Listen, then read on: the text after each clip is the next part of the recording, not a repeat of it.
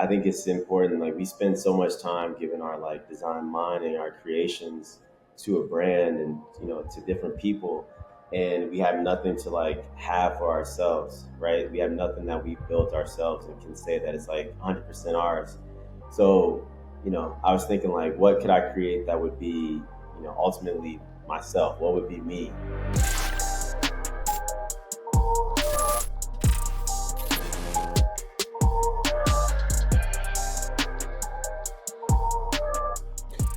So, knowing what you know about achieving some levels of success at the highest levels of design and creative direction, what would you say are some of the most important skills to have or things to know that are not design or creative direction related? Hmm. Man, that's a great question. I think one of the things that aren't design related is kind of just being honest with yourself and with others. That's probably the biggest thing that I can think of right off the top of my head when it comes down to it. Like you can be a great designer, and you can do amazing things. You can make beautiful pictures, but at the end of the day, like being very honest and truthful about what you're doing makes it much easier to do those things, right? To portray what you're trying to portray or convey what you're trying to convey, that message or that design. Because at the end of the day, like you can't fall back on something that you make up at the end. You know what I mean? So, um, yeah, just being honest and truthful about what you're doing at the end of the day will kind of get you and guide you into the right place. So I was having this conversation with another designer a few episodes ago, and we were talking about the need for the the ability of storytelling and the need for designers to be able to tell stories because that could potentially be just as important as having the asset.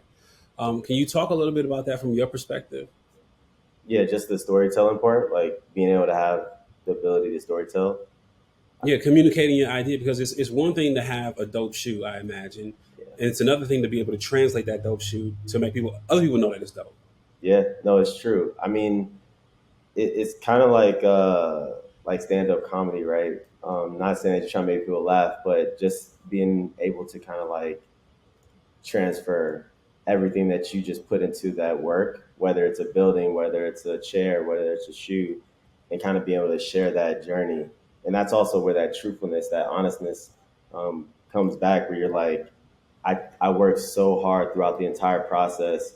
Once I get to that point where I'm either in front of a bunch of people, in front of the CEO, in front of the team, sharing the journey or sharing what I just created or put in front of them, I don't have to fall back on made up stories or made up things. Like the entire journey, the entire process, I was honest, I was truthful, and then that story is just so easy to tell. It's like, not everybody's able to talk about themselves, but once you do have that little rhythm, that cadence, you're able to kind of just go back and just grab a few things, and that storytelling becomes extremely easy. It's not something that you don't have to make it up.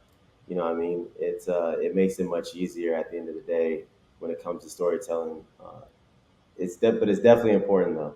I think lucky thing for me is I study architecture in undergrad, and just being able to sit there in front of like 50 other classmates and six architects, trained architects, practicing architects, and your professor, and being able to take what you just did for over the past, month or so, and put it in, being very like vulnerable and sharing that story and that journey with people in front of you, is a is a hard thing to do, but it makes everything that you did before super exciting. It's like it's a feel good moment. Yeah, you said a couple things that piqued my interest there. And I'm from the Midwest, also. I'm from Toledo, which is like half an hour, 45 minutes from where you're from, Yep. Detroit. And I remember growing up and designing clothes and tearing apart some jeans I had with some corduroys that I had also and putting them together and making something new out of them. And then like the places that we grew up, Toledo is a lot like Detroit, and like that isn't necessarily something that's amplified. Like there's not a lot of people trying to do that type of work where we're from. And so I'm wondering, like, what was the fuel in the tank, or the encouragement you had, or the self determination you had to fight for those ideas, so that, because like me, I stopped doing it after I was probably like 12 or 13, because I'm like, okay, nobody around me does this. Like, this is not what we do around here, right? And so I wonder, like, what was it about your coming of age that helped you fight for that idea? Yeah, I'm the number one thing, and I always say it. It's just like growing up in Detroit. I was there till I was 9, but that entire time, I learned so much. Like I saw, I saw a lot of stuff. So you're just like, you grow up faster there. But the entire time, I was like, man, how do I get my mom out of this? Like, typically we think, playing basketball, playing football, you might do a sport activity, something to get that money because it only makes sense, or you can go, a totally different route. But the entire time, all I could think about was like, I want to build her a house. If I build her a house, we can get out of where we're at right now. So in my head, that's what I had installed, like building her a house. I didn't know what it was or how to do it exactly, um, but I knew I loved the idea of it. I love music. I love the buildings that were around me. I love shoes and all these things that were Detroit. And then when we left Detroit and got to South Carolina, that's when I I kind of learned about architecture, and I was like, oh, that's what I want to do. That's where I want to become an architect. And so that was kind of like the guideline of seeing the things around me, and then finally understanding what that goal was or what I was looking to become to then achieve the things that I saw or the things that I was thinking about. So it started off as a kid and just wanted to, literally just build my mom a house, and then the love of like music, architecture, footwear, sports somehow got me to that point of like, oh, I want to do architecture. Yeah, and so what's interesting to me is that there's a lot of us that grow up, I want to build my mom a house, or I want to buy, my grandma a car, or I want to, I want to do something for somebody that I love. And Yeah, part of the disconnect we have, like even in tech, is like so many of us are consumers of the applications and software that we use, and not enough of us think about there's somebody on the other side building this thing, right? And so, because you're so passionate about mentorship and teaching, and leading along the next generation of Black designers, what's important to you, or how is it important to you to tackling the idea or the concept of representation and awareness, to know that there's us out here doing this work, so that more people do desire to be this? I mean, I was raised, I wanted Jordans my whole life, but I never thought of I could be a Jordan designer. You know what I mean? yeah, yeah. No, I mean it's definitely true. I guess like at a certain point, I got pretty lucky and just blessed because even living in Detroit, there was CCS, 10, 15 minutes from my house, and at CCS that they study architecture, design, footwear design, they industrial design, they do everything there. But I was only 15 minutes away, and I knew nothing about it. You would think that I was across the country, but I was just down the street, and so I didn't have that same as you. Like I didn't have that representation. I didn't have that understanding that I could literally not walk down the street, but I could go down the street and I could be at a place where all those needs that I was looking for could be like fulfilled. It wasn't until my last year, my fourth year of architecture school, and I entered into like this t-shirt competition called Future Soul with Nike and Jordan brand, and I was just doing t-shirts, just graphics. But it was my first time doing graphics, and I was like trialing it out, and that's where like I kind of got that start in that representation. They flew us out to Nike, so the contestants there was apparel and footwear. They flew us out to Nike, got to tour the campus, and I got to meet a lot of Black designers. The main person, Dr. Dwayne Edwards, who now runs Lewis Pensole College. He was the reason why people of color were in that space at that time, um, just for the future soul. And that's that representation, and that's that little drop that I needed at the time to push me and continue like pushing me into the right direction. Because with his guidance, East Guide, Jason Maiden, like those guys, Wilson Smith, being able to finally see that representation of Black people, not just in footwear design, but just in the corporate setting, doing creative things was just like it was eye opening. Architecture the entire time there was like maybe three or four of us that were Black, and then just seeing that there were so many more in the professional space, it was like, oh, well, now I got that drop of guidance, and then their words and their feedback was telling me, hey, you get to this point, you got to do the same thing we did. We built this bridge. You got to continue to build it. You got to continue to give rides. You got to do these things to help pull other people up, just like hopefully we're pulling you up, and that's where that's the representation came from, and that's the reason why I try to do it as much as possible when I can.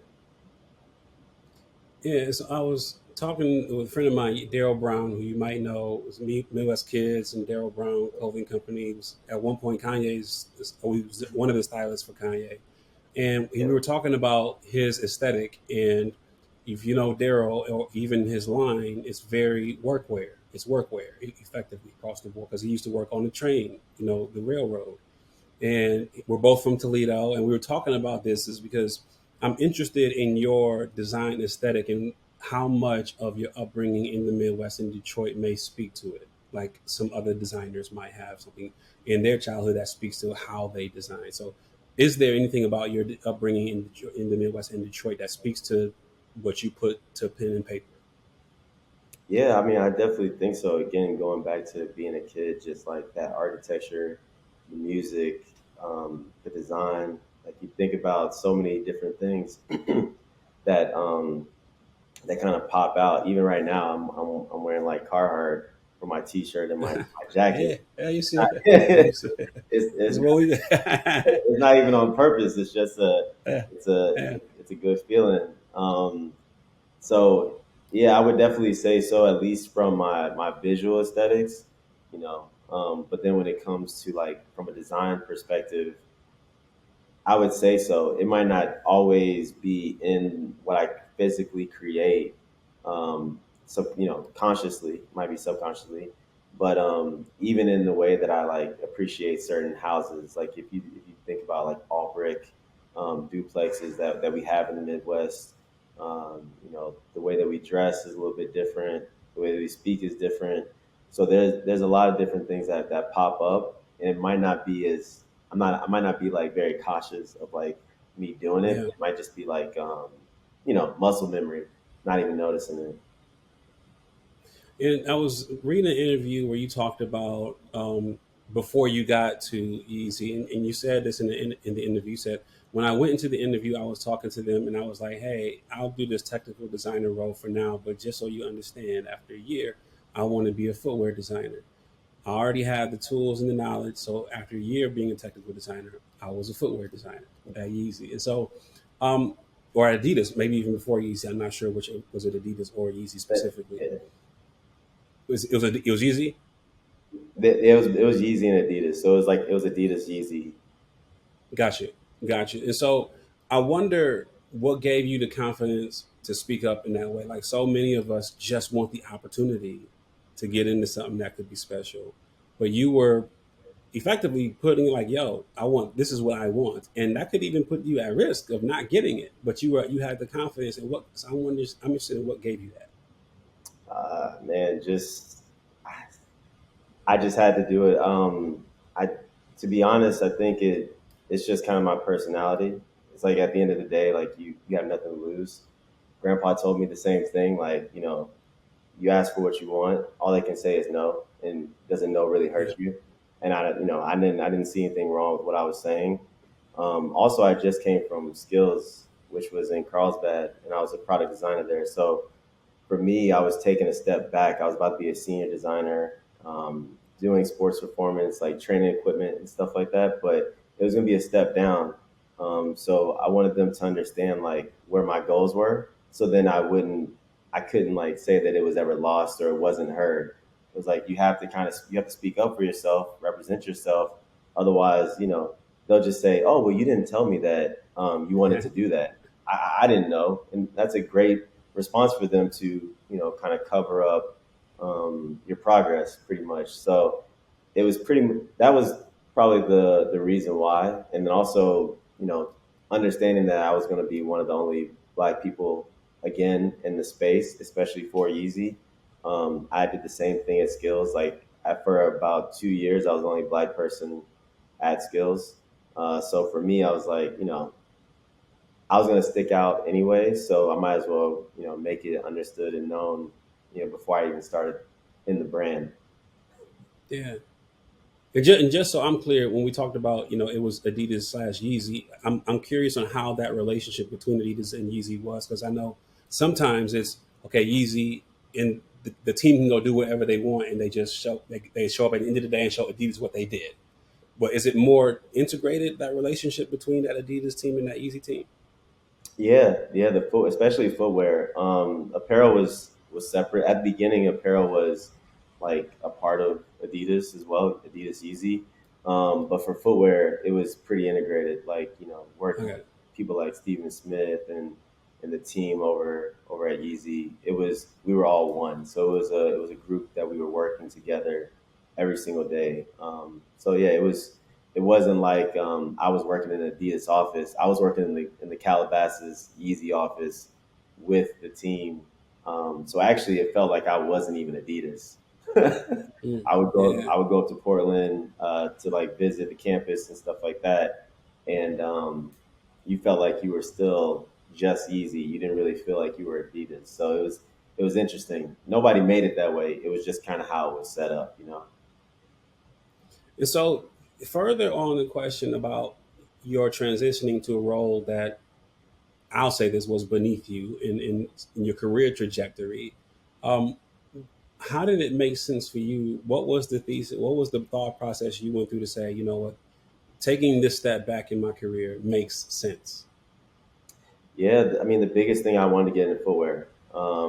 My friend Sarah Sabino, she was a footwear designer on the team, and she called me and she just said, "Hey, do you still want to get in footwear?" And I was 4 years into my time at Skills, and I was just like, it was like a decent trajectory. I had products out, and I had patents already out, and on paper it looked like a step back, but in reality it was like I want to get into footwear. So I'll take this chance and this opportunity to also kind of come in as like a childlike mindset where I can just learn and learn without trying to sit there and be like, oh, I already big up my chest and be like, I already know what I'm doing. Like I'm good. I was about to be a senior, blah blah blah. I didn't have to do that. I could just come in there and be very open to accepting knowledge and understanding without kind of having the fault of being like thrown in as a footwear designer and then someone telling me like, hey, this guy's not working out. So it was kind of a blessing, even on paper that it might look step backwards. It felt like a major like hop leap forward. For the people who don't, myself included, understand the whole difference between, a technical designer versus a junior designer versus a design director or a senior designer, can you explain the differences between those particular roles in a house? Yeah, it all depends on the profession and the product that's being made, but typically, like you can see it, very similar. Technical designer, like you come in there, you're kind of doing blueprints and working on certain things. And when I say blueprints, it's just kind of doing like the very technical drawings to then get it communicated with the factory in China, or with the team in general. So whether that's a tooling or an upper shell tech pattern, you're kind of doing that baseline. So you're doing a little bit less of design and conceptualizing, and you're taking and receiving those concepts and trying to make them, turn them into reality. When it comes to a junior designer, you can kind of be doing both. You can be doing the technical work, and you can also be doing a little, concepting. They might have you doing laces. They might have you doing outsole design. Just there's a few different things like that. And then when you jump up to like a footwear designer, then you take on more projects, and you should be walking it from the concept phase, so like the sketch phase, all the way through production. So And yeah, they so, bounce around a little bit. Yeah, my bad. oh yeah. And so when you think about, there are so many Yeezy shoes, particularly, that have pushed the boundary of what we think about when we thinking about boots or sneakers. They don't look like any other sneakers in the market, or they didn't before everybody else started to copy the style, I should say. Um, when you think about that, and you also think about driving market demand, how do you balance creating something that doesn't look like anything else and think about, okay, this thing has to sell also to be successful? Yeah, that's a super important. That's a super important part of the whole journey. And honestly, Ye is the reason why it's pushed so hard. So him being able to take that and then turn it into a marketable product is a little bit different than you putting it behind someone else. And we can kind of see that when it comes to other people that are part of like Adidas, um, or other like celebrities, how different their like trajectory where it was. Ye could put on a sock or he could put on a shoe with a bunch of layers, and people would be like, "Oh, that's quality." Versus someone else who might not actually have that reach and that convincing like manner. So it was a little bit easier on our behalf, but when it came to like pushing the boundaries of design, it was very like holistic between himself and the design team. Like him really being specific of what he wants and very detailed, and then us making sure that we could like be very like intricate in how we created and made something to the liking of what he was looking for. I want you to speak a little bit more on that because I've heard stories about, like, he actually does draw also, and he actually comes to the office with concepts, and I'm sure you've worked with people who just say, "I want this thing, go design it also," and then have a concept.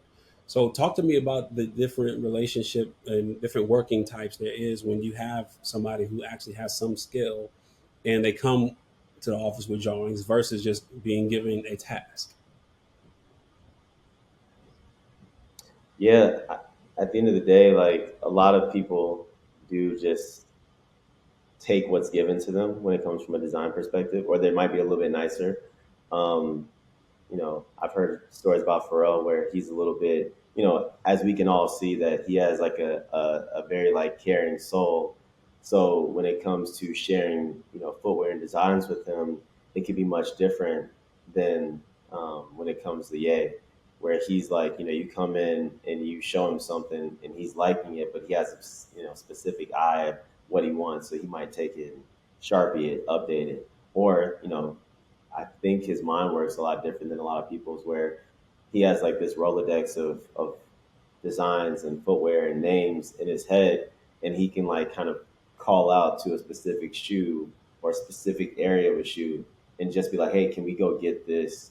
And then translate it into like how we would actually put it through our lens. So it is much different working with certain people. Like a basketball athlete, you might take the shoe and hand it directly to them. Like I did that at Skills, where we worked on a product, and it's less apparel footwear focused. It was more like something that they were using to make themselves play better, whether it's football or basketball.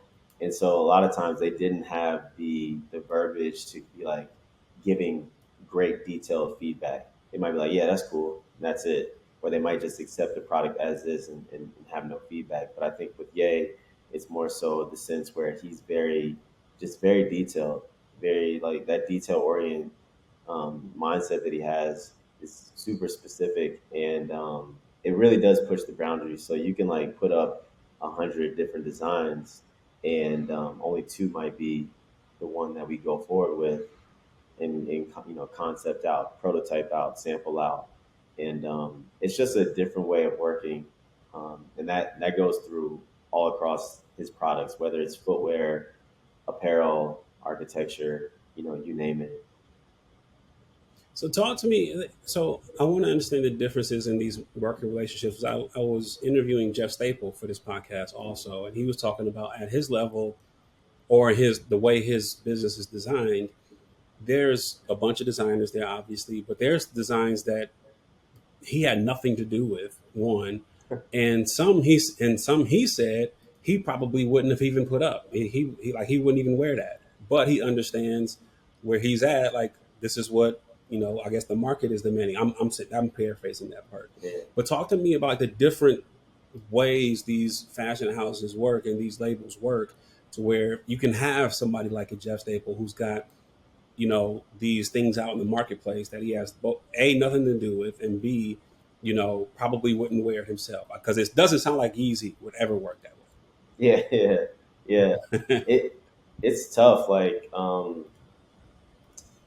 outside of work with Ye, I think the only thing that I could think of that would be similar to it just goes back to, I guess what Jeff said, where you have this idea of what you want, and then if he goes into, Adidas or Nike, whatever, and he's putting up his idea of what he's looking for, there's gonna be 10 filters. No, that means 10 designers creating something for him.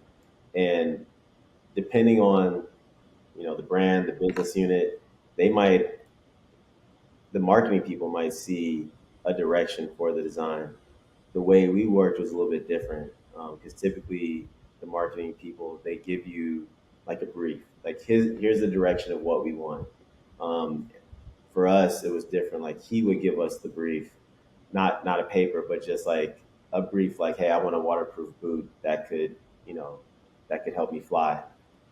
So you start figuring out like this is the idea of what he wants. Now let's put it through the filter of however many designers we have, and then, make sure we have an outcome of what he's looking for.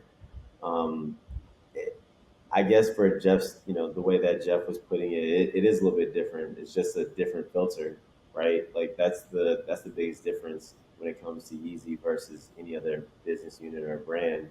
You just have a different filter or different people that are creating the filter, and then outputting the product.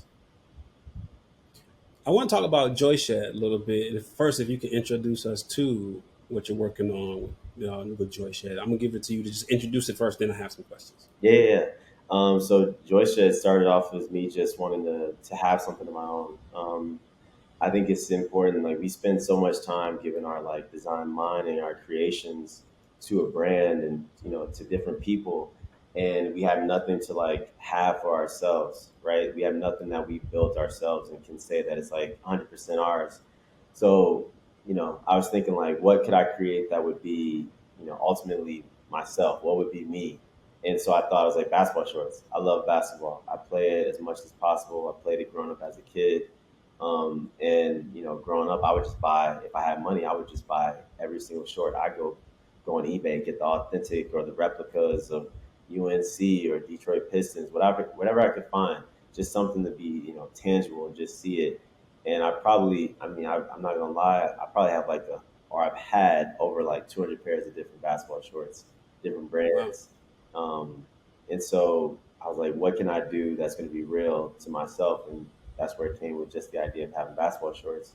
The naming was super hard, right? Because I was born in Detroit, left there when I was 9, got to South Carolina, was there for 9 years, or until I graduated high school, 18. And going from Detroit to South Carolina, everybody would be like, "Yo, where are you from?" And I'd be like, "Oh, Detroit." So every single time for about 5 years, somewhere actually where I'm from, and I would say Detroit because I've only been in South Carolina for a short amount of time. But then when I went to college, that's where I started seeing people. I started getting confused myself. Where am I from? Oh, I, I Yeah. Detroit, but I just came from South Carolina. I don't know what to really tell you. So anytime I would say that, the South Carolina people would be like, "Yo, why are you going to leave us out?" So I had to try to find a way to put the two together. And what I did was I wanted to just represent both at the same time. And so I grew up on Joy Road in Mansfield, west side of Detroit. And when I got to South Carolina, our first house was on Hollingshed Road.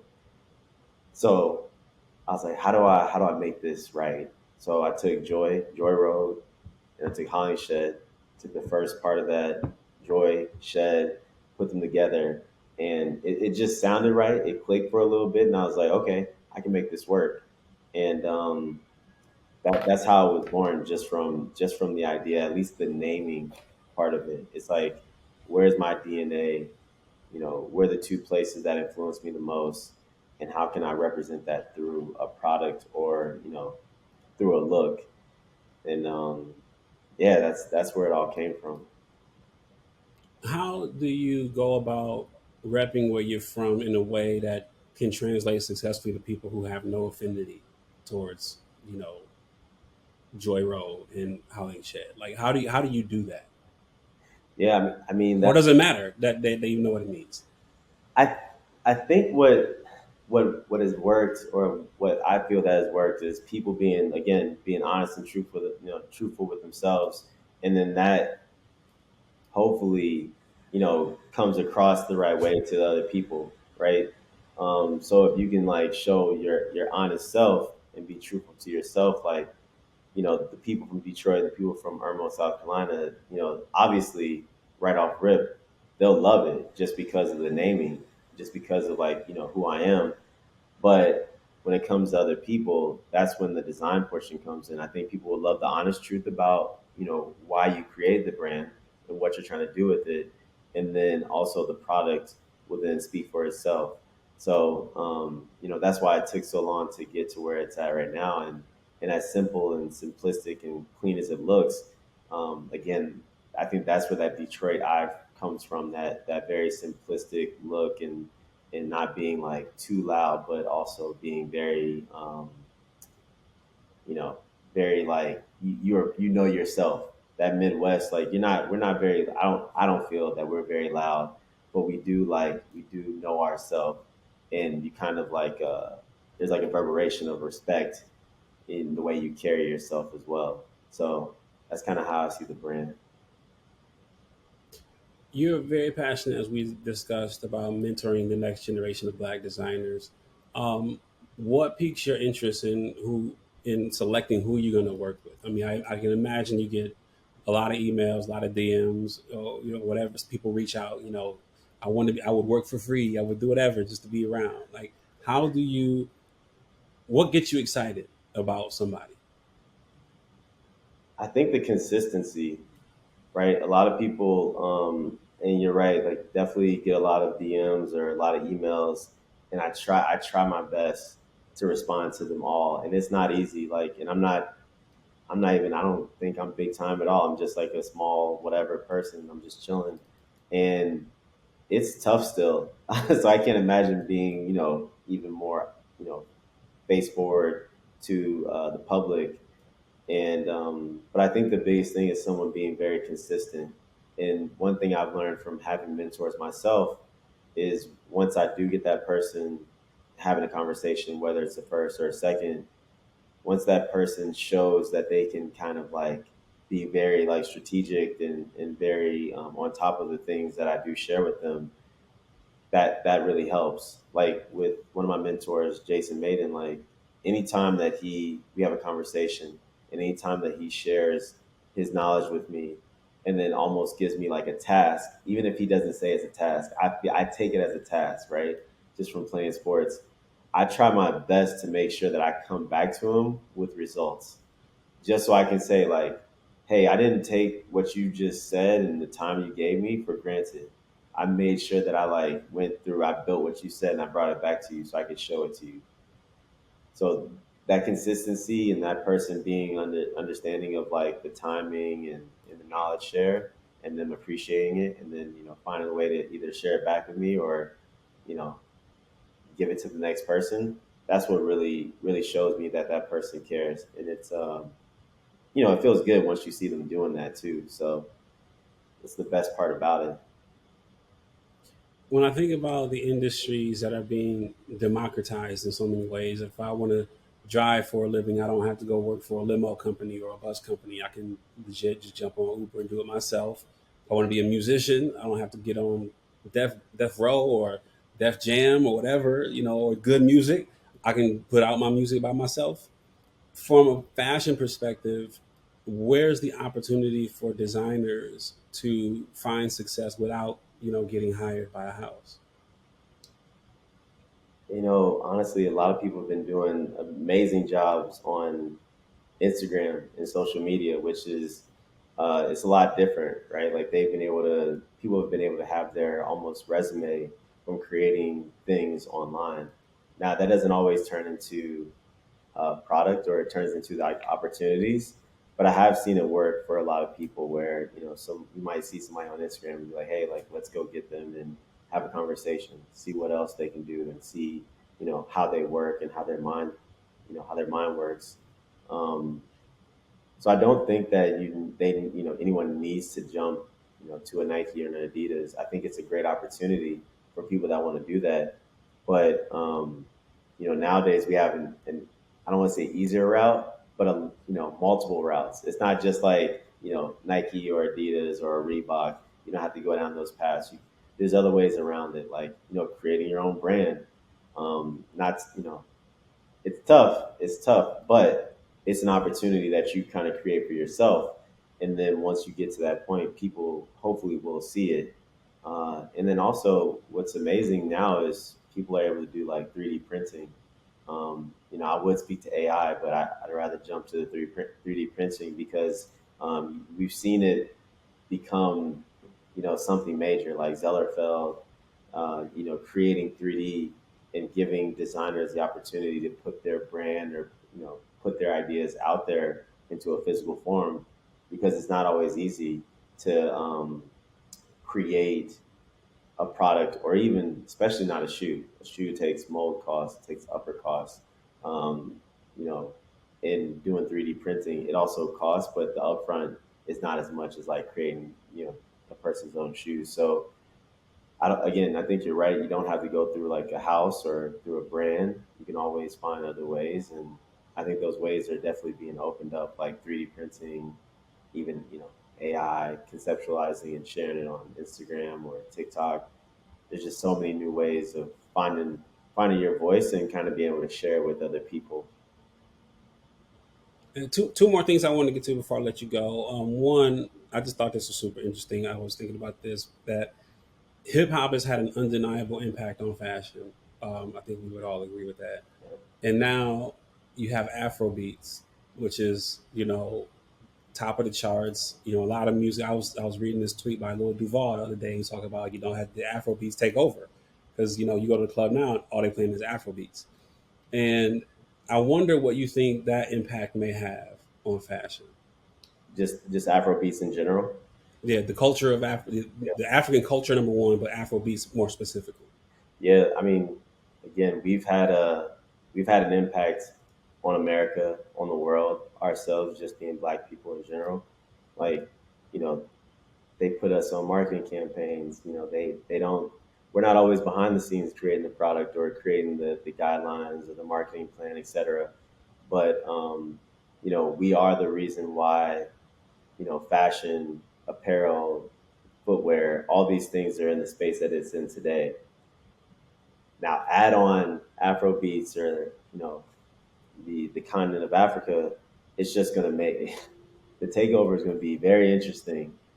Just because a lot of us, even being African, Black Americans, we have the ability to see our history here. Not always, right? We don't see it in our books. We don't always get to see it in on TV, unless it's in a negative light. Um, but to be able to kind of have that connection back to Africa and just being able to open up the doors, it's going to be very exciting. And I don't and I think that it's going to be a lot different than people might think. Whether it's like us being able to go back to Africa and have an experience, and that experience really challenging what we do and how we see things today, and also how people see Africa. The way that it's displayed in America isn't always in the best light, but they can't hold us in the dark anymore when it comes to how we travel there, how we communicate with our own people there. So I think that it's going to make a big difference in just in apparel, like not just in a bit like a visual sense. Like visually, we'll be able to see it in the way that people wear their clothing or their garments, the footwear that might come from it. But also, I think mentally, that's where the big change will be. not just for Black Americans, but for America, Europe, etc. Like how influential Africa is, not just in fashion, but in everything else that resources, real resources, not like 100%. paper that has been turned into currency. So I know that was long winded, but just No, it's my good. mind started racing when she said that. I didn't know how to answer that question. uh, it was good though. It was really good. Lastly, I was listening to a previous interview where you talking about not effectively creating in a vacuum, and you talked about design inspiration and where you find inspiration, and you said the best place to find it from your perspective was in nature, and like literally go outside and be inspired by what you see, the trees, the air, the whatever. um, and I immediately thought about Michael Jordan because I grew up as a big, humongous Michael Jordan fan. I remember almost every sneaker in his line was designed after some sort of vehicle, like Corvette. Um, and I want you to talk about two things in closing. And what elements of in the shapes of your work, if you look at your resume, what elements in nature do you most frequently find inspiration from? Because if I think about a Yeezy, I'm thinking of probably like leaves, probably, if I'm thinking about nature. So I'm gonna let you answer that, and then I also want you to talk about um, the the idea or concept of both problems being all around you, therefore opportunities being all around you. Yep. So just So if you could talk about those two things. yep, my bad. So when it comes to the inspiration that I take and try to like implement in my design process or just in design in general, I think the closest thing to us as humans are, other animals, right? So just being able to see like how they live their lives and how they work. Now, I'm not saying I'm going out and like messing around with rattlesnakes or anything like that, but even watching it on TV is very interesting. Just seeing how, a panther might run. Same thing like how Tinker used like a black cat to represent and create some footwear for Mike. Um, just seeing how they live their lives and how fascinating they move compared to the human body, but how also these animals are also more connected to the ground. They're more connected to the earth versus how we are, where we have now removed ourselves from the earth a lot more. So that just in the design phase in general, is trying to look at like how do we use biomimicry. Typically biomimicry can be almost anything that has to do with nature, but how can we focus on like animals and seeing how they live their lives and almost either whether it's stripped back or in addition to create things for ourselves, apparel, footwear, prosthetics. There's a lot of things like that that come off of looking and creating off animals, and I think that's probably where I gather most of my information. But I definitely, in nature in general.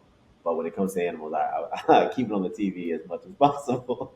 Um, Yeah, and then for the second question, uh, can you repeat that? I'm so sorry. yeah. The second part was in the idea of the both problems are all around you, and therefore the solution, the opportunity, is all around you. Just if you open your eyes, you can see opportunity all around Yeah.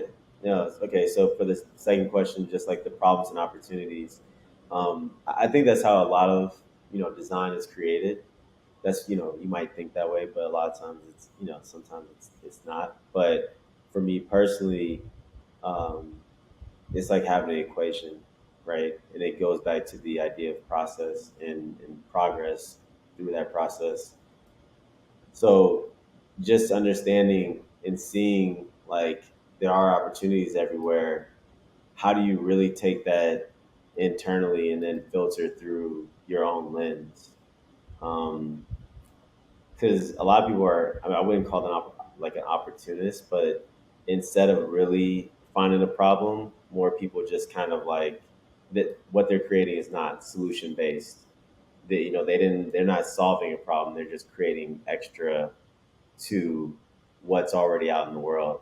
And I can even say that about, there's a lot of things out there that are like that. But again, I think when it comes back to what I said before, that honesty portion, even if you're not necessarily solving a problem, you're creating this idea of like, hey, there is a market for what I'm creating. There are people that are looking for this specific thing.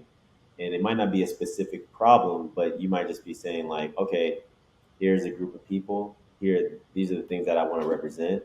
How do I be honest with myself and then tell a true story? So then that opportunity then gains, you know, real life customers or consumers, but then also people that feel a part of something that wasn't there before. So, not to be like opportunist, but you're trying to create like a safe space for other people. You're trying to create a product that represents a certain group of people that might feel not represented, if that makes sense. No, that Randall Yarborough, appreciate you, man. Yeah, thank you, Thank you bro. for joining me.